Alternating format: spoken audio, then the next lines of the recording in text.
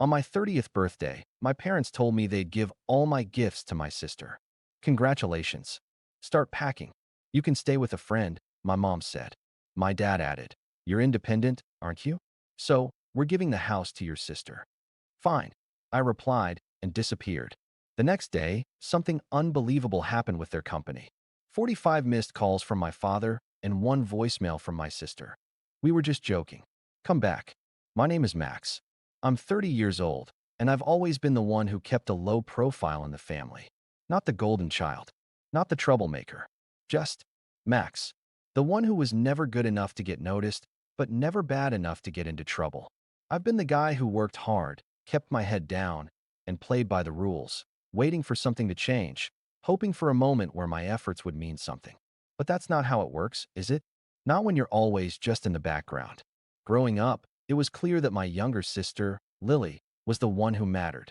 My parents always talked about her accomplishments like they were miracles. She was a straight A student, had the social skills to charm anyone, and could do no wrong. Meanwhile, I was the quiet one, focusing on my books, working part-time jobs to support myself through school. But none of that seemed to count. Even at 30, I've never felt like I belonged in my own family. It wasn't just the lack of attention, it was the favoritism. Every time something good happened to me, it was like no one noticed. And Lily? Well, she had the world on a string.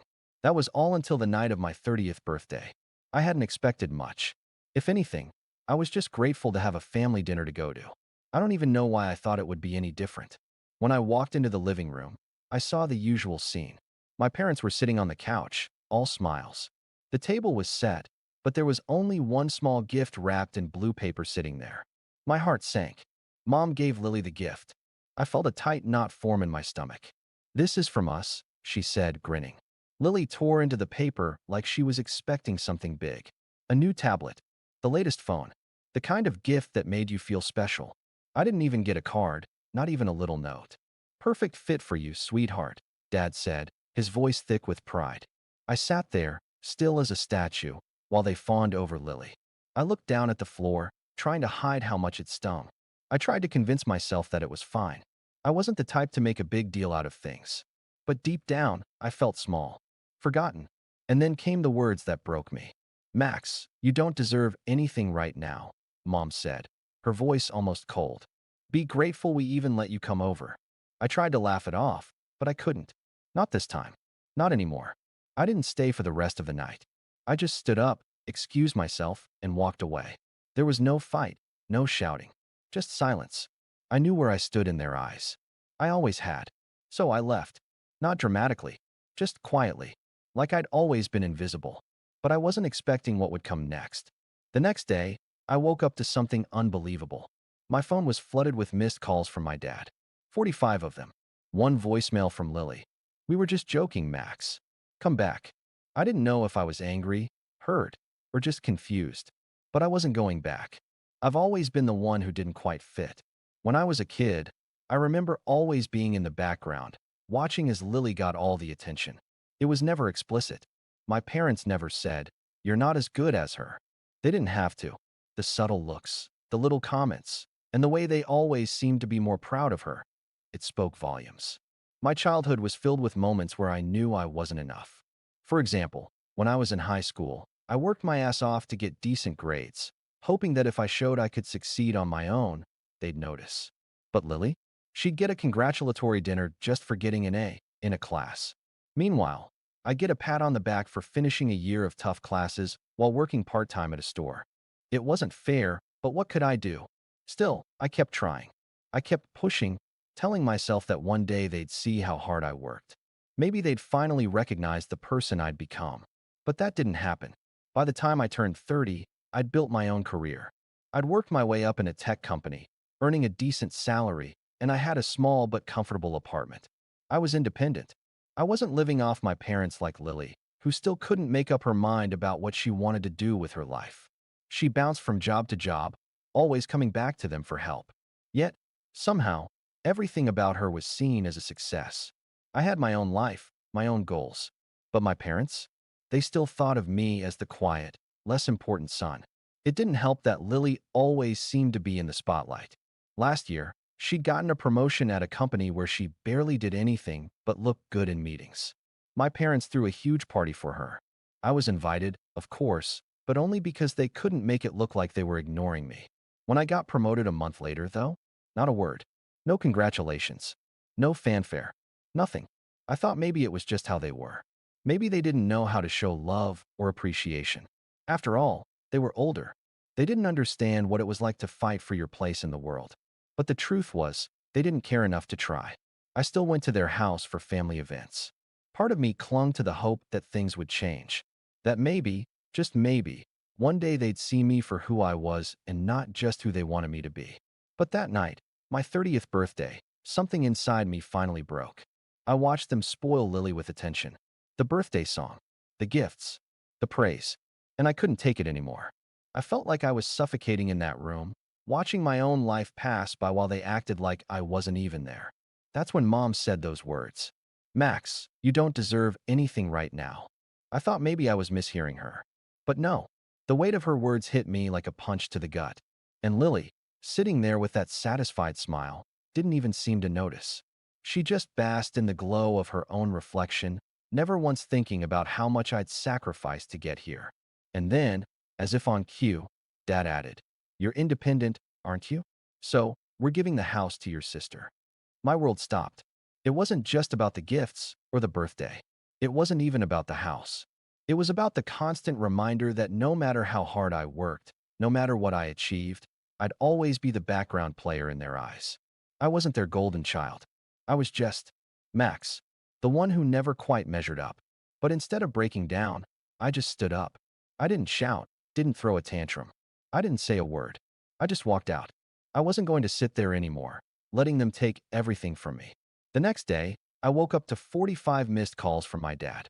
45. I couldn't even wrap my head around it. I knew it was them. I knew they were trying to reach me. But I wasn't ready to talk to them. Not yet. I stared at my phone. The screen lit up with each notification, each call, each text. I sat there, frozen, as the messages piled up. There was one voicemail from Lily. "We were just joking, Max. Come back." I couldn't even respond to that. I didn't know if I was more furious or heartbroken. The last thing I wanted to do was go back to their house, back to that place where I felt like nothing more than a convenience, a name on a family tree that was easier to ignore than to love. But then my dad texted, "Max, don't make this harder than it needs to be. We're family. Come home." I laughed bitterly. Family? They only called me family when it was convenient for them, when they needed someone to fix something, or when they wanted to remind me how lucky I was to even have a place at the table. But when it came to my achievements, my hard work, my struggles, I was invisible. For a while, I just sat there, phone in hand. My brain was racing. I had to make a decision. I didn't want to go back, but I also knew that if I didn't, they'd just keep pushing, keep acting like everything was fine, like nothing had happened, like I was just supposed to forget the way they treated me. So, I did the only thing I could do. I packed my stuff. Slowly, methodically. It wasn't some dramatic packing session where I threw things into a bag. No, this was deliberate. Each shirt folded neatly, each book placed in a box.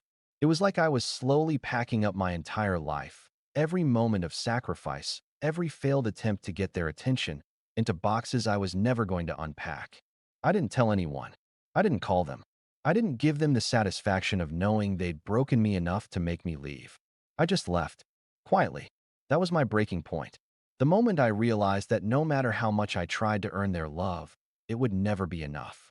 I grabbed my keys and walked out the door. The next few weeks were a blur. I didn't hear from them. Not really. Sure, I got the occasional text from Mom, asking if I was okay. But it wasn't about me. It was about them. How they couldn't believe I left. How they couldn't believe I was so ungrateful. A few weeks passed. I threw myself into work. I immersed myself in the things that mattered, things that made me feel like I was moving forward, away from them. I didn't respond to any of their calls or texts. It was like they never existed. But then, out of nowhere, I got a call from Lily. "Max, we need to talk." I ignored it at first. But then the voicemail came. I hit play, bracing myself for whatever she had to say. We need you here. Mom's having a hard time with all of this.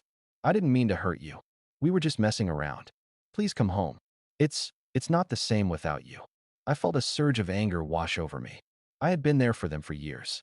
I'd let myself be the invisible one, always waiting for them to notice me, to care about what I did. And this was how they tried to fix it? By telling me it was all a joke? I couldn't do it. Not anymore. But something about her voice.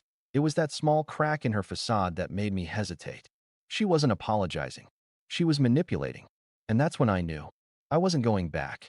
I wasn't going to be their scapegoat. I wasn't going to be the person they thought they could control. I deleted the message. And then, the unthinkable happened. A few days later, I found out something about their company. It wasn't just some random business issue. No, it was a massive screw-up, a financial disaster that was about to rock their world. It wasn't just a small blip. This was big. They were in trouble. Serious trouble. And just when I thought I couldn't be more disconnected from them, my phone buzzed again. This time, it was my dad. "Max, we need you." I read the text over and over. "We need you."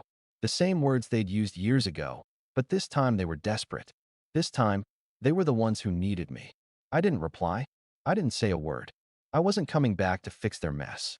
I didn't need to. That was the breaking point. The moment I realized I didn't need to be part of their story anymore. Days turned into weeks. I kept myself busy. At work, I pushed harder than ever. I threw myself into every project, every deal, until I could barely remember the last time I thought about them. But that's how it always worked, didn't it? When you're trying to escape, you throw yourself into something else. It keeps you moving forward, keeps your mind occupied.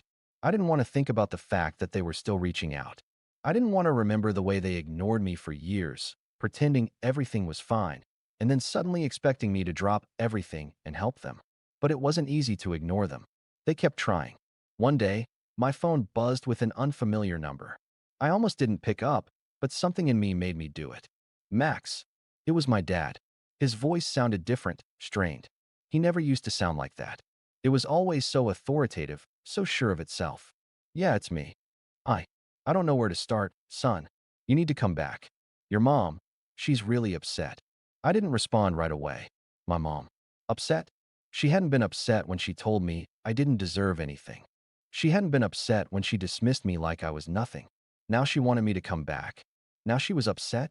"I'm not coming back," I said, the words coming out of my mouth like I'd been waiting to say them for years.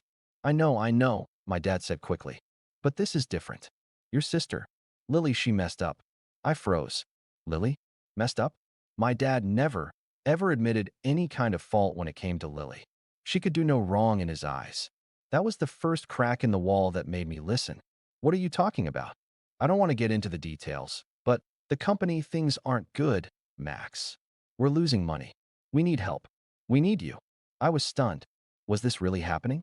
Were they really calling me for help after all this? After everything they'd done? "You need me now, huh?" I said, my voice sharper than I intended. "Funny how it works like that. Max, please. We can't do this alone. I know I wasn't always there for you. But you have to understand, this is serious. We need you to help us save the company. It's falling apart." I felt a small pang of satisfaction at hearing him admit it, but it was quickly overshadowed by a deep sense of bitterness. My parents had always acted like I wasn't capable of anything. I wasn't the one who could save the family or do anything important. And now, when things were bad, they were coming to me. They were coming to me for help. "Let me get this straight," I said slowly, my voice almost calm. "You ignored me for years. You made me feel worthless. And now, when everything's falling apart, you want me to fix it? To save your company? To save your reputation?" There was silence on the other end of the line. I didn't expect an apology. I didn't expect anything at all. But still, I had to say it. "Max, I'm sorry for everything. For how we treated you. I know it's too late for words, but I need you to understand. We need you." I ended the call right then. I didn't need to hear any more. I didn't need to listen to their pleas, their guilt tripping. I didn't need to feel like I was the last resort they were clinging to because nothing else had worked. But they didn't stop. They kept calling, texting. They reached out through other people too. My aunt, my cousins, even my friends from back home. "Max, please. It's important. Come back." I ignored every single one. It wasn't about money anymore. It wasn't about their company. It was about me finally understanding that I didn't owe them anything. Not a single thing. All those years, all those missed birthdays, all those ignored accomplishments, they weren't my problem anymore. But then, something happened that I wasn't expecting. A message came in from my old boss, The one who had always been a little too friendly, always a little too concerned with my family situation. I don't know if you've heard yet, but there's a huge opportunity with the company. Your parents are in trouble. They're asking for investors. I think you could really help them. Maybe it's time you came back. They're asking for you by name. I felt a cold shiver run down my spine. There it was again. The expectation. They needed me. But instead of feeling guilty, all I could feel was this sense of finality. I wasn't going to do it. I wasn't going to go back and fix everything they broke. I wasn't going to put myself back into the position where I had to earn their love or their approval. I wasn't going to be their fall guy anymore. I didn't respond to my boss. I didn't respond to my parents. I didn't respond to anyone. I blocked their numbers. And I kept moving forward with my own life. And that was the moment I realized I had made the right choice. It's been months since I cut them out of my life. At first, I thought it would be hard, impossibly hard, but the longer I stayed away, the more it became clear. This was the first time I'd ever felt truly free. Free from the weight of their expectations, their guilt trips, their never-ending need for validation. It wasn't about the money or the company anymore. It was about peace. A peace I'd never known until I finally stopped letting them control my life. I kept pushing forward, focusing on my career. I had no interest in the drama anymore. I was building something on my own. A small business I'd started during the first few weeks of isolation was growing faster than I expected. I had a team now. Real people who respected me, who cared about what I had to say. People who didn't see me as just the background character. But even then, I didn't forget how they treated me. How? When everything went wrong for them, they thought they could just call me up and expect me to fix it. They thought I would drop everything and run back, like some superhero who had to save them from their own mistakes. They thought I was still the Max they could manipulate and control. They didn't know me at all. One night, just when I was starting to feel like I was building a life worth living, I saw something that made my heart stop. It was a notification on my phone, a news article. The headline was all too familiar. Local tech company faces bankruptcy. Family business in crisis. The article went on to explain the trouble my parents were in, and it hit me like a brick. The business was in ruins. My mom and dad were losing everything. I wasn't shocked. In fact, a small part of me felt like it was inevitable. They'd always acted like their problems weren't something they could handle. They'd brushed aside anyone who didn't fit into their perfect little world. But that wasn't what got me. It was the comments section beneath the article. My dad's name was mentioned over and over, along with my mom's. There were people, strangers, talking about how they'd watched their company grow, then crash. Some of them were sympathetic, others less so, blaming the mismanagement, the greed. But in the middle of it all, there was one comment that hit me the hardest. Max, if you're out there, your family needs you. They're going under, and I don't know what's left to save. It wasn't from my parents. It wasn't from Lily. It was a stranger. Someone who had somehow gotten their hands on my number. Someone who thought they knew my story. Someone who was now trying to pull me back in. I sat there, staring at the screen, trying to process it all. Part of me wanted to pick up the phone. Part of me wanted to feel needed again. But then I remembered everything. I remembered how they had treated me, how they had ignored me, how they had only come running when their world was falling apart.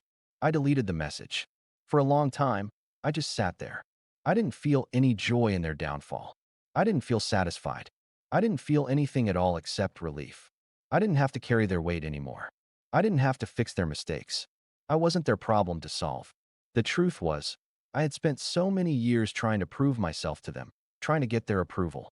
And when I finally stopped, when I finally said no, it was the first time I truly felt like I was living my life for myself. I wasn't living for them.